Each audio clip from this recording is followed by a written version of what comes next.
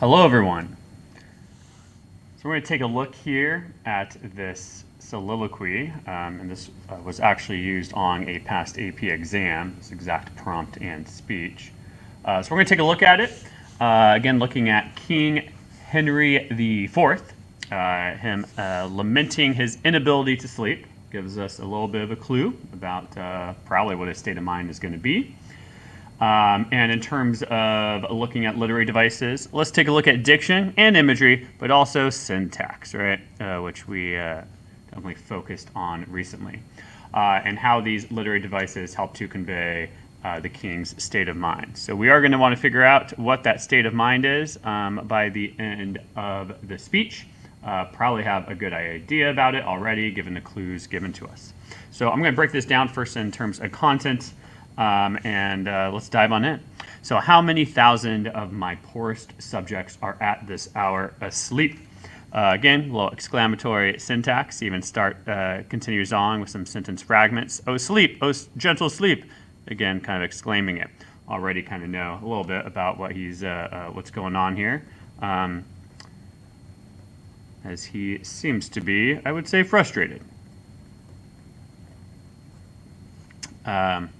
And wondering, all of his poor subjects, all those who are not king, right? All those people who are less than him in England, how they must be able to sleep at this late hour. Also kind of take a look at the diction here. Poor subject, kind of a negative connotation of a word. Let's keep that in mind. He says, oh, sleep, oh, gentle sleep. So there's a little bit of apostrophe going on here. That's what he's talking to. He's talking to basically the idea of sleep. Again, it's not going to answer back, but that's not the point. Nature's soft nurse, how have I frightened thee, that thou no more wilt weigh my eyelids down and steep my senses in forgetfulness. Again, kind of that frustration coming through, basically asking, hey, sleep. Again, kind of personifying sleep in a sense as he's using this apostrophe. Basically, hey, why are you neglecting me?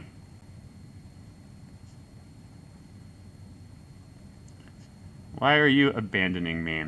I don't know if any of you have ever experienced that. Middle of the night, you can't sleep, and all you want to do is to be able to sleep. It's super frustrating. So I kind of get where Henry IV is coming from here.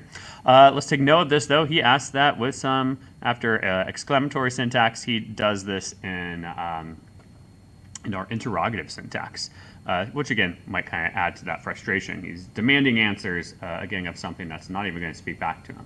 Why? Again, another question he's going to ask. Why rather sleep liest thou in smoky cribs?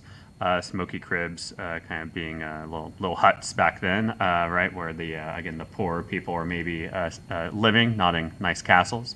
So why rather sleep liest thou in smoky cribs upon uneasy pallets, stretching thee, and hushed with buzzing night flies to thy slumber, than in perfume chambers of the great, under the canopies of costly state, and lulled with sound of sweetest melody.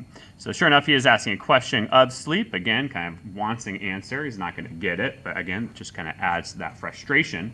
But he's essentially asking, yeah, sleep, why are you going into these unpleasant places, right?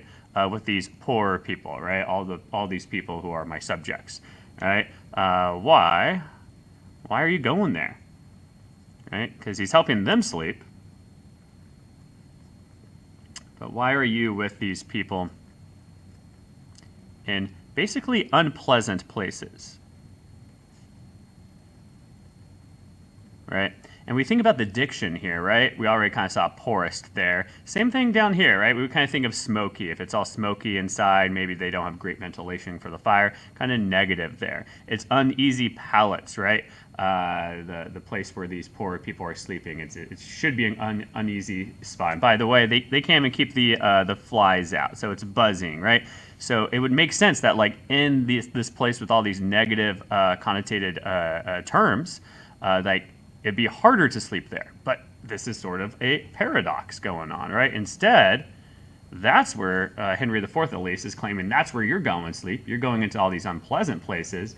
Whereas in all these places with positive connotated diction, perfumed chambers of the great, right? It's kind of a little egotistical there of himself, right? It's a costly state. He spent a lot of money on his palace, and he doesn't have to listen to a buzzing night fly. Instead, he even has probably a sweet melody, someone singing to him, or he's got something really nice on his playing on Alexa or something like that.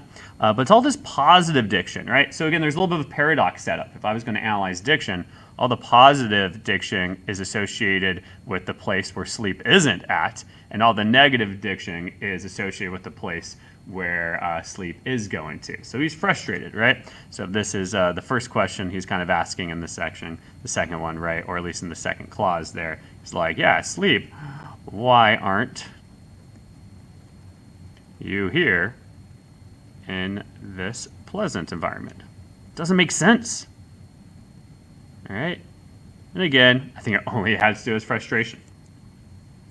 Oh, thou dull God. Don't think this is supposed to be really a diss, just the idea that sleep should be a dullness, right? That's what you kind of want to experience.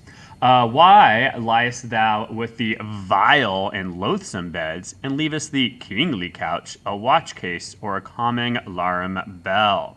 Again, kind of looking about the diction. Hey, why are you there in these vile places, right? In loathsome beds with I guess his subjects, rather than in my nice, my kingly couch. Maybe he got it at West Elm or something like that, right? He's got a nice bed, or a watch case, or a larum bell, basically, in this in the bell tower.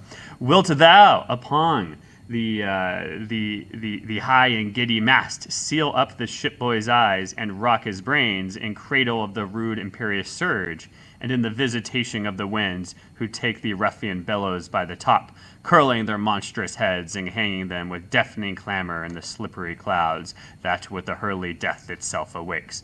Kind of a long question here, long little sentence. Again, let's note all that interrogative syntax. He hasn't really declared anything. It's all frustration, either exclamatory or interrogative. But what he's setting up here, right, and this is where I would maybe analyze imagery, because he's definitely using some auditory imagery with sounds, right? He did that kind of earlier as well with the buzzing flies. And then also some tactile imagery going on in this phrasing as well. We could also maybe call it visual, because he's setting up this visual image like, hey, are you up there on the high and giddy mast seal upon the ship boy's eyes, right? So if you think about a boat right here, if we have our boat, beautiful drawing, back then on the top of the mast there might be I guess apparently some some ship boys, what they're called, who's supposed to be, I guess, on watch. And usually if you're all the way up there, it's swaying left and right. It's rocky. It should not be pleasant, right? It should be a negative connotated place. However, right, according to Henry IV, sleep, you're helping out that guy, sleep, you're helping out that ship boy, sleep, and you're not helping me, right? Despite all this negative connotated diction, despite all the negative kind of imagery associated with a place like that. So kind of extreme example, obviously, Henry IV, his mind is going all over the place, even to a boat out on sea. Continues on down here. Canst thou, O partial sleep, and partial here, kind of not impartial, right? Give thy repose to the wet sea boy in an hour so rude, and in the calmest and most stillest night, with all appliances and means to boot, deny it to a king, right? So, hey, sleep, like this doesn't make sense. Are you really going to help out this guy fall asleep, right? He's wet. He's that it's so rude out there on the shore, right? It doesn't make sense. But again, and like you're gonna deny me sleep, and I'm here. I'm not on a boat. It's a still night, right? I'm in a nice castle, got a nice bed. Are you really gonna deny it to me? Again, more interrogative syntax. I think that the fact that this is essentially majority interrogative syntax, again, just adds to that frustration. Then he's essentially saying, right, this doesn't make sense. Right, this does not make logical sense, and I think it's there's an added frustration because he's basically talking to sleep, right? It's like, hey, sleep, this makes no sense. Why are you doing this? continues at the very end. Famous line here, then happy, low, lie down, uneasy lies the head that wears a crown. So you kind of get the sense that Henry IV, the reason he's not sleeping well is because he's dealing with so much stress, right, as king, right? He's a lot of uneasy. Anyone who wears the crown, he's basically saying has to deal with the uneasiness of all, I don't know, the decisions he has to make. And it's interesting. I feel like this is kind of the one line that is declarative, right? So he's asking questions, he's exclaiming things throughout the whole speech, and then at the very end, he kind of declares, he kind of gives up at the very end. It's like, yep, I guess it's just uneasy. You know, wearing the crown, I guess, like not getting good sleep, that's just going to be the norm for me now.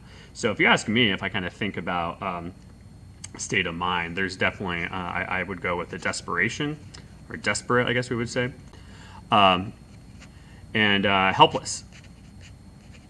He sort of kind of is very helpless at the very end. He's asking questions. He's demanding answers, right? Right. There's that desperation, and by the end of it, it's kind of like he does kind of give up. That it's all essentially helpless. You kind of see, right? If you were going to organize an essay, you could definitely do a body paragraph on syntax, kind of breaking down the different syntactical functions and diction and imagery. You could kind of combine that almost. I definitely could see a great contrast in diction if you were looking at that sophistication point on the rubric. You can easily do that, right, by kind of looking at the paradoxical diction and how it's what it's associated with. And then right there is some neat imagery that he works in as well. That again, I think kind of highlights that paradox. So there's our Henry IV speech. Again, a great speech, great one to practice with. Was used on the AP exam. Hope you all enjoyed it. Hold on to it for sure. We'll be coming back to it later.